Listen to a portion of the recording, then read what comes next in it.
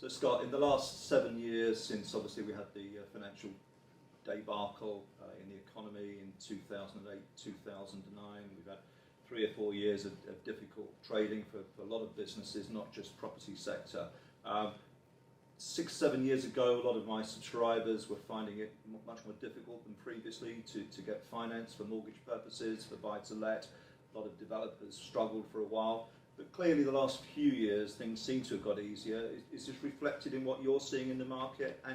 And is finance today, in 2016, perhaps easier to get than it was 3, 4, 5 years ago?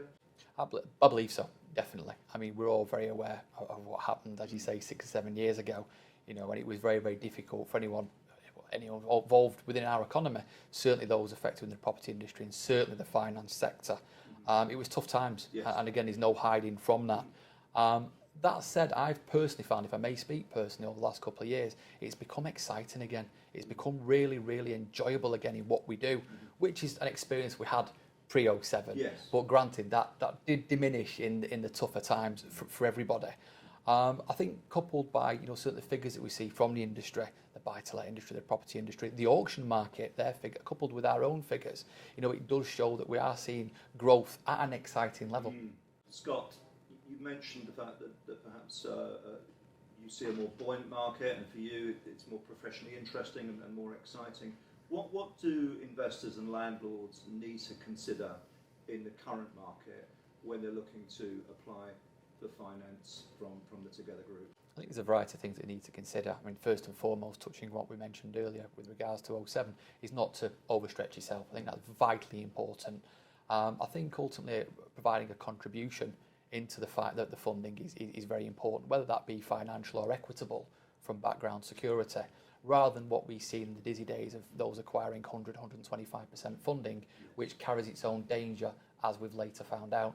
But the things to consider when buying a property, and dare I say, maybe stating the obvious, especially buying from the auction market, would be to look at the comparables, to look at the property itself, what's on the market, to ensure that one has read and understood the legal pack is vitally important.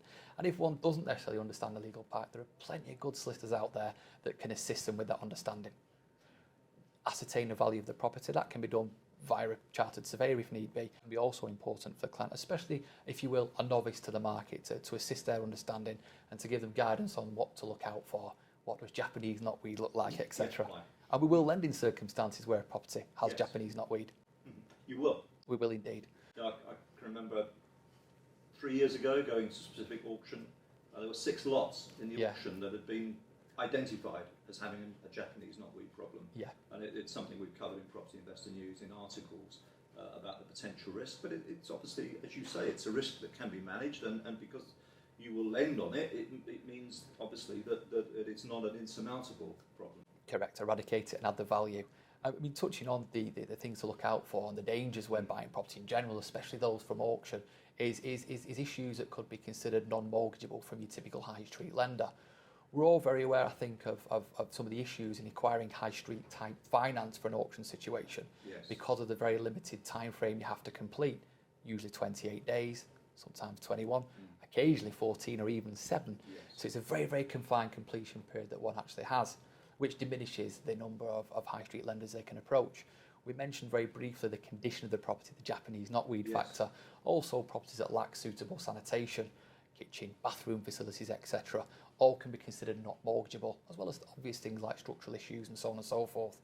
Fire damaged properties, all the above we can assist with, and again, aiding the client to purchase the property, to add the value, and then go to the high street mortgage to maybe acquire some of the funding back based on the increased value, or take it back to market through the auction or through the private market and sell the property that way.